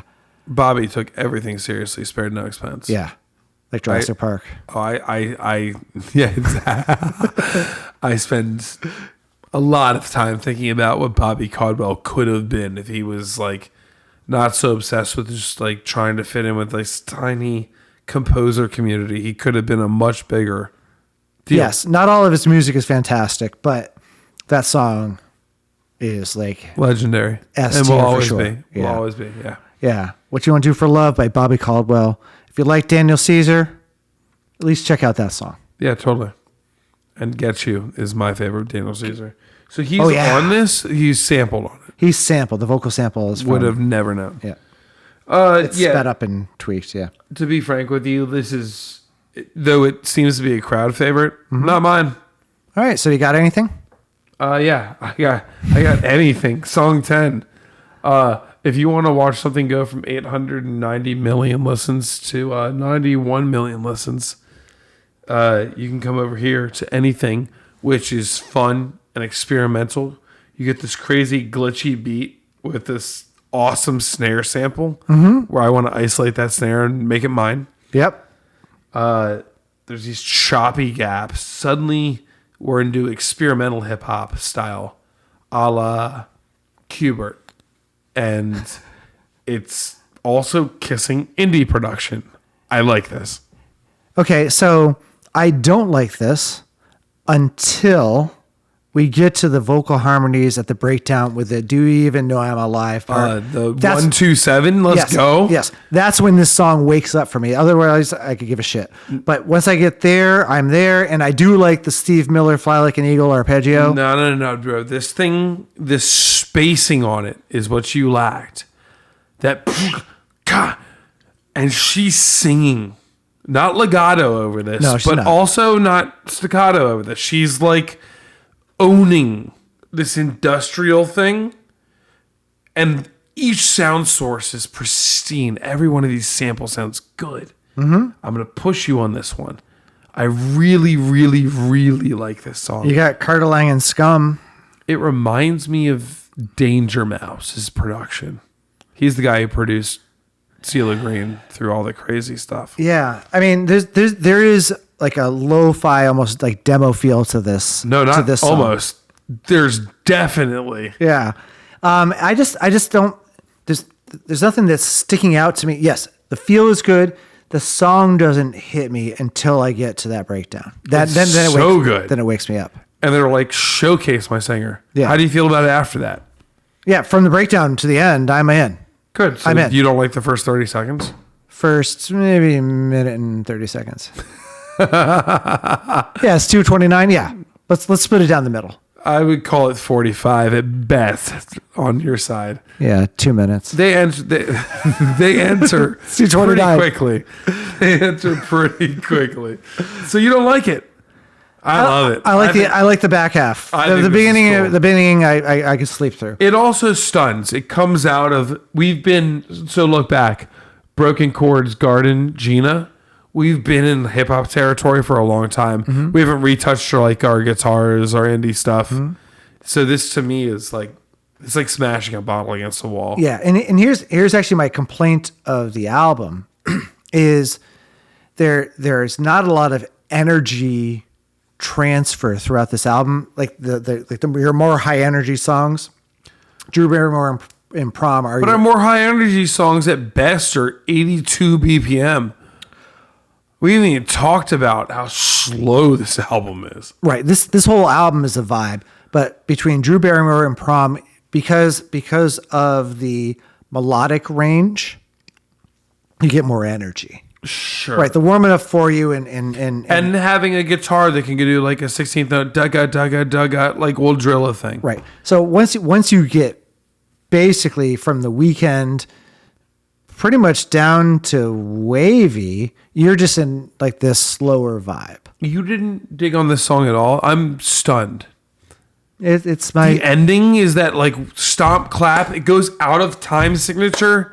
Did you even I told know you I I'm like the alive? end. The first half just makes me want to fall asleep, and then that woke me Well, up. then talk to me about the end. The end is great. They go into an entire different cadence. It's a stomp clap feel over simple chords. She's going, "Do you even know I'm alive?" And it falls out of tempo and then back I have in my in. notes. Yeah. I like the vocal harmonies in the breakdown with "Do You Even Know I'm Alive." I love that part. I love the Taylor Swiftness of the clapping. It's not that. You need to re-listen to this song. I'm checking you. The ending of this is really weird. Hey, you can shit on the Kinks. This one's just my C tier song. I like the outro. I'll kink on your shits, bro. You don't test me on this one. This outro is really good. Right, just you have to wait to the outro before it gets good. That's all. The outro is half the song. Third. All right, then we go to an interlude, ironically. Right. Which shouldn't be an interlude because musically it's a fantastic. banger. Yes. What are your notes on this? Again, she has no problems singing a scale, right? This has got, James Fauntleroy, which actually... What is a James Fauntleroy? He's fine, whatever. He's worked with a couple people like Beyonce, JT, He's so Kendrick. Forgettable in this song, it hurts. But unlike Eight Grapes in My Mouth from song number 2, do you know that song? No, but I'm assuming 8 Grapes in My Mouth. I remember Weird Al Yankovic making fun of Kurt Cobain on The Smells Like Teen Spirit, going, "It's hard to talk with all these marbles in my mouth," Yeah. and then falling out. It's the same idea. Yeah. So You're making fun of Travis Scott. I am yes. I don't have a problem with James's Not voice. hard to do. Yeah. You got, thank God for Cody and Carter Lang who are producing this thing. This is like this dreamy feel with R&B. I like the moody keyboards and her scalar singing. Man, I just like her. Yeah. She fucks him up so bad in this song. Yes. She comes out. She is singing, rapping. She's in 3 octaves effortlessly. She's flying. She's like a hummingbird flying around to feed her. And then he just kind of does himself down the middle. So is that the sort of thing? It's like, when you are like at the top of your game and like there's all this pressure on you. Sometimes you just want someone who's like C tier just so you don't have to try. No. And I think you're right. I think as freshman album, they're like plug in a name. To call this an interlude, I feel like we were robbed of a good song. It's only a minute 14 seconds or something. That's what I'm saying. Yeah. We were robbed of a good song. Yeah. Good chord chart. Great samples. Wavy is better than anything. That's right. Oh, I love that. All right. 12. Are you just a normal girl? I've never been normal. I've never been a girl, I don't think. You're not just a girl. I'd rather not be. So don't get me out. Dude, I was just looking at Gwen Stefani the other day. I listened to this piece on NPR today. Did you know citrus is having a really bad moment in the marketplace? No. And I thought of that Gwen Stefani holding the Oranges album. Tragic Kingdom. Tragic Kingdom, fantastic album. But that's With rotten oranges, yeah. With the piece. The problem is not rotten oranges. We have a disease in citrus trees called citrus greening something or other. Mm-hmm.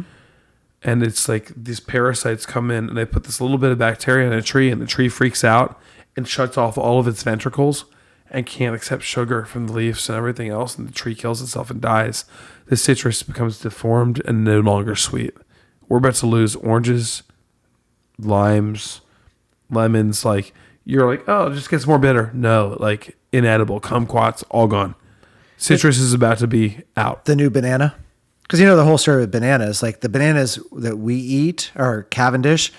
They're different bananas. Our parents ate different bananas, but that was a different problem is that we inbred banana trees. And so then they became susceptible to disease. And so then they had to switch. I think it was the Gros Michel was the banana of our parents' generation.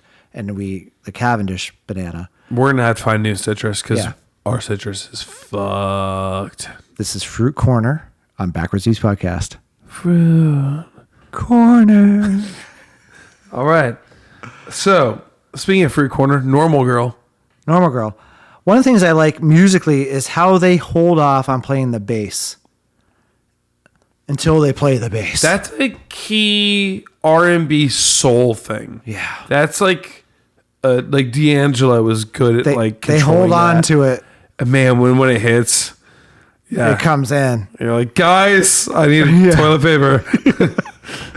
She says that in an earlier Yeah, it's fantastic. paper towel. She says Paper towel. That's right.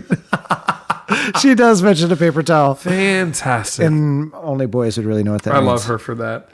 The and did you hear her vocal kind of like effect they set her up with? It's What are these? so I determined what I think it is. I think it's a really slow flanger. So like I buy that. Yeah. yeah. And so what all a flanger does is it sweeps your EQ. So you kind of get like but it's a mild one. So it's like a little lower mid to a little higher, a little, but it's over a long course of time. And then there's a high-ish pass filter. So Right. you kind of get this alien speaking to you the whole time, Right. which is really nice. She's singing over it, and it's effective. It dials in her vocal Yeah. in a meaningful way. I would love to know if she sang that to effect, like it was in her ears, or if they did it in post. I don't know. I feel like she's good enough to be able to have that influence her No performance. doubt. I feel like she can maybe, and Yeah. I wouldn't be surprised if she was pulling off of people who did the experiment. Erykah Badu, to drop that again. Yep. Horribly experimental. You could argue that there's Lauren Or- Hill in this. Yeah, or fantastically experimental, probably better. Yeah, horribly is barely the word I was looking for. Yeah. I celebrate Erykah Badu. I celebrate Lauryn Hill. I celebrate vocalists who go out on a limb at all times. Let's make that very clear. Yeah. There's kind of a sonic soundscape across the sound I really love. Well, it's live instrumentation. Well, you can't be happy enough that half the songs of this album are digital MPC based, and the other half is like some stoner indie band from a row home on your favorite town's hipster block. Yeah. And what's interesting, so this song to me is I mentioned this performer earlier, but this is a very kind of like, it's her reflection on her feelings about not fitting in. Which, by the way, recurring theme on this album. Yeah. This ain't the first time. And and she doesn't fit into sort of the societal molds of femininity. And I had a really interesting conversation with a delightful young woman named Ella. And I got a few overtones. I mentioned Taylor Swift before. And SZA and Taylor Swift are not even playing the same sport. But where I come down with the two of them is both of them, I think, speak very much to young women.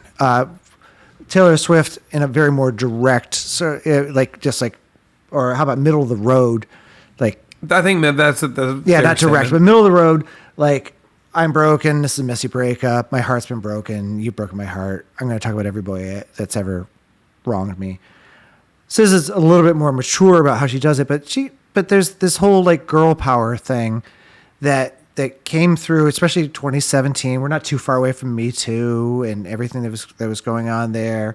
And so I think there's a timing thing. So I had this nice little conversation with Ella that maybe it'd be good to hear her perspective. She had a song on the Black Panther album, All the Stars with Kendrick Lamar, and I really liked that song. Especially I think in like the 2010s, which is kind of when this album was, it was like very much like girl boss, like kind of vibes, and like women should be very powerful. And I think the album's message itself, like of like control and stuff, is very personal to me. I remember the first time I listened to Supermodel, which is like the first song. It's like the first like word spoken, something about my greatest fear. Like if I lost control or if I didn't have control, it would be like fatal. And I think that is like, it's like represents that album idea a lot, I think, which I also really like. And I remember the first time I listened to that, I was like, well, that like hits home, you know? So I thought that was an interesting perspective from Ella there. And did you know that this song also happens to quote the song Controlla by Drake? Controlla. I've heard of it. Yeah. That's the I need a one dance. Da, da, da, da, da. Yep. There was a guy on the internet who did a really good cover of it by hitting a Nintendo 64 cartridge. It sounded pretty right. Yeah. That's all you need to quote Drake. Yeah, not much. And the scab of this all is that Kendrick is on this album. Mm-hmm. He still wins. Still wins. Love that. I don't think the song's in A minor. No. Though Ella is. Let's move on. 13. Pretty Little Birds. So the very first chord of this song, even though it's not the same, reminds me of Love of My Life by Harry Styles. I had a question. Okay, let me Hey, hear your Dan. question. Yes, Carl. Do you get any LTJ Bookham flashbacks here? Yes, I do. For those who missed it, during our side content on our break, I challenged Dan to listen to an album by an artist producer I love called LTJ Bookham. Some of his signature tones include, Well, what you're hearing in this album, like which are sweeping arpeggios. yes. So there's an arpeggiator sample that's in this song that is fantastic. It's like Rhodes. Mm-hmm. And so just to be clear, the challenge for me wasn't listen to LTJ Bookham. It was I had 4 days to listen to a 90-minute album when I gave you a 45-minute album. Yeah. That was really the challenge. No. It's not a challenge merit. It's a style recognition is what I'm looking for. Yeah, whatever. Okay. You're now versed in LTJ Bookham. You weren't before. Correct. I'm now versed in Alice Cooper. I've used it very usefully, by the way, on our podcast. It's usefully a thing, but I've referenced it. You have, because it's good. This is an LTJ Bookham reference. And I've I ever heard love one. the arpeggiator in this song. Yeah, delays. And It was like super sweet. The one thing they never did, they never kicked into like a. It's not a drum and bass No, album. but they had a 16th note hi-hat going. They do. They It do. teases me. And I I thought for all of 1 minute she might go there. But this is a song about using a metaphor of birds learning to fly to symbolize the vulnerability of love. I'm not hard just thinking about it. What are you hard about the soca rhythm that comes into this song? Not even a little after Daddy Yankee last week. I am hard over trumpet. Yes. I get down on that. We're also very Bookham-y to put a yaz trumpet into So a so what's more bookamy to me in this song starts off in B flat major and flirts between B flat major and B flat minor. That would be the most Rhodesy producer thing to do. Yeah, and it's fantastic because you get this like flat 6 chord, flat 6, flat 7, and somehow when you hit 1 it feels weird. Oh, but she navigates it melodically. Yeah. This is masterclass singing, guys. SZA is a singer. Yeah. I wrote this song is unmoored and awesome. I love that. Agreed. She sings my favorite line in the entire album. What's and that? I read the karaoke thing finally on Spotify for the whole album. She says this thing, and I thought it's just the best. She says, I want to take all my hair down and let you lay in it. Yes. It tickles me how human that is.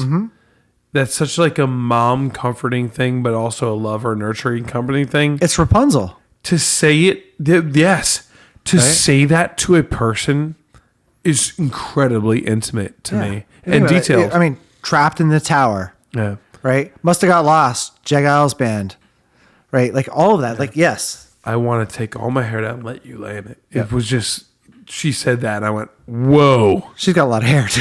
Yeah, no doubt. And she kept it. You see it in every album picture. Yeah. That's such a thing for me. I don't know why. It's my favorite vocal line in this entire album. She's got some good lines too. And furthermore, you have a great song behind this. I just think that what a way to vibe out at the end of your album. I did not see this coming. Yeah. Harmonically, like I said, it is unmoored and strange. Even though if you were to like look at the chord chart, which I did, and I played around with it, there's nothing particularly strange about it. They do a minor major thing that's super cool that you already mentioned. Yeah. And that's about it.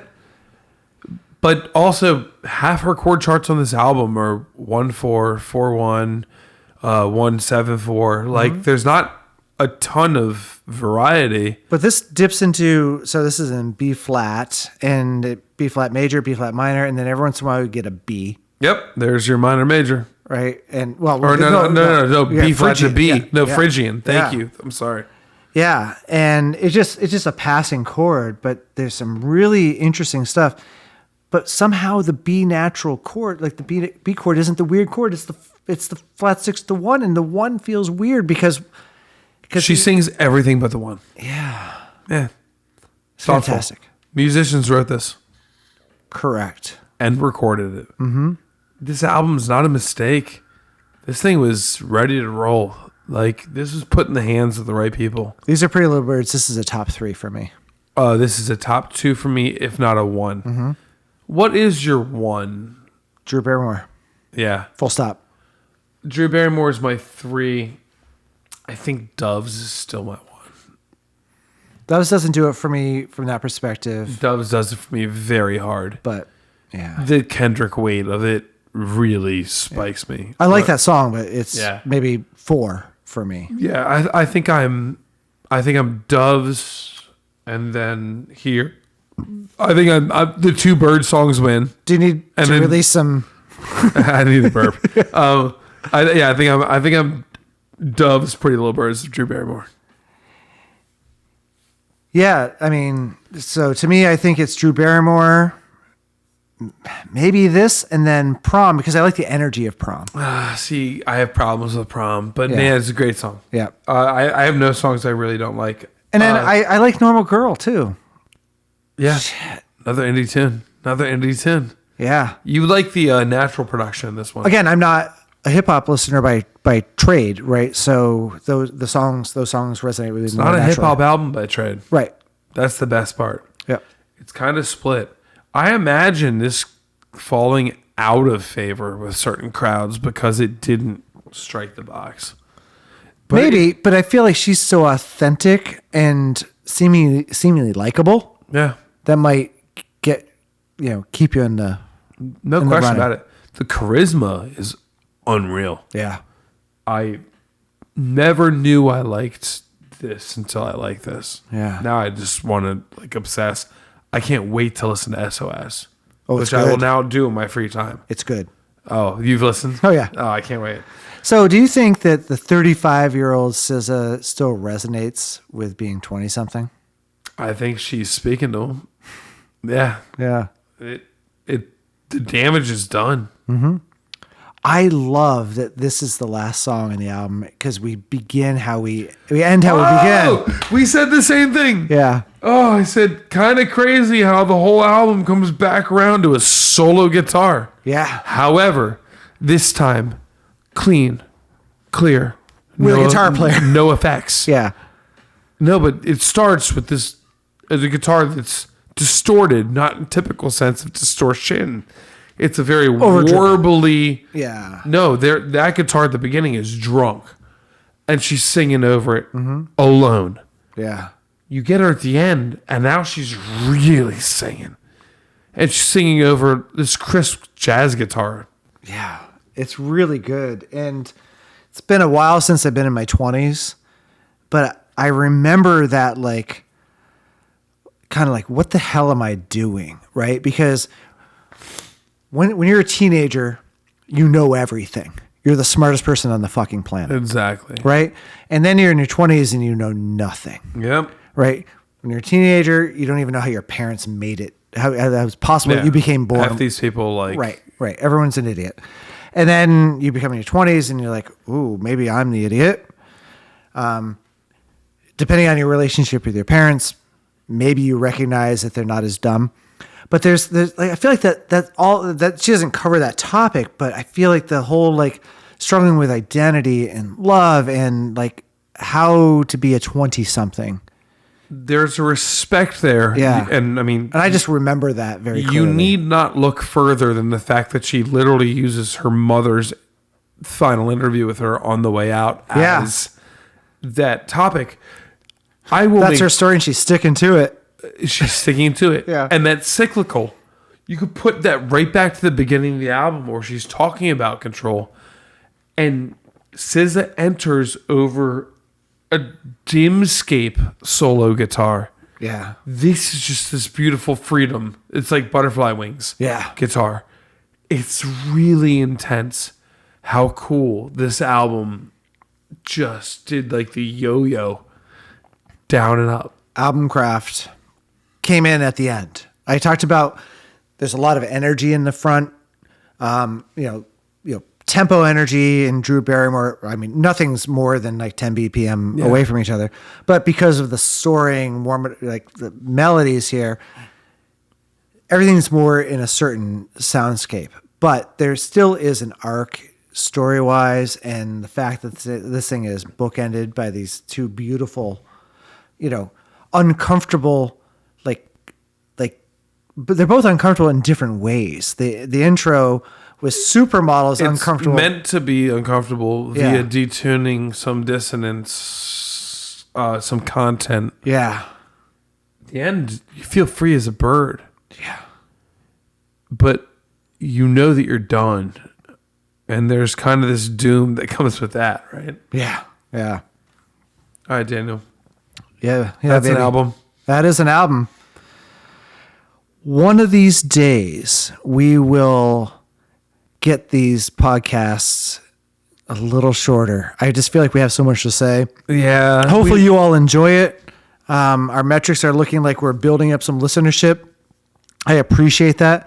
I appreciate the feedback we've been getting. So much good feedback, and we're getting it on sources we didn't even know you could feedback on. Yeah, so I appreciate that, and keep it coming. I'll do my best to try to stay interactive with y'all. If you really want to interact with us, come join us on our Patreon. You can join us for free, or you can join us to help us buy Sesame Street. One way or the other, come over to Patreon, because we're going to start putting some more content out there, some stuff that we can't really put out, I'll say, in the public. Sure. Well, it's just not going to be conducive to us putting it on all platforms. Right. So come join us. You can hit us up on Instagram at backwardsbeatpodcast, backwardsbeatpodcast@gmail.com is our email address. And over on Patreon, can you guess what our Patreon is? Backwards feet. Backwards feet. Yeah, so we're going for the foot fetish. Yeah, Backwards Beats Podcast on Patreon. Come over. It's totally free. Or you can pay $10,000 and help us buy Sesame Street. Buy Sesame Street. Like literally. C is for cookie. That's good enough for me. You will own it with us. Yes. We look forward to that. Dan, what do we got coming up next week? Next week, we have the Surrealistic Pillow by this artist known as Jefferson Airplane. Oh, heard of him. Me too. This will be a good one. I look forward to revisiting our roots. In the meantime, it's been an absolute pleasure having you in our listening space. I'm Carl Carter Fansteel. I'm Dan Woodard. And we will hear you next week. That was a show about the album controlled by the artist. Is a mix of R&B and hip-hop. Damn, this album's gorgeous. Backwards Beats Podcast is a Tunawood production recorded live at Thought Shack Studios in Halethorpe, Maryland. If you enjoyed the show, make sure to subscribe and leave us a review on Apple Podcasts, Spotify, or wherever you get your podcasts. You can find us at Backwards Beats Podcast on most platforms. Share the love, and we'll see you next week for another deep dive into the next album on Rolling Stone Magazine's Top 500 list. Until then, salt your melons.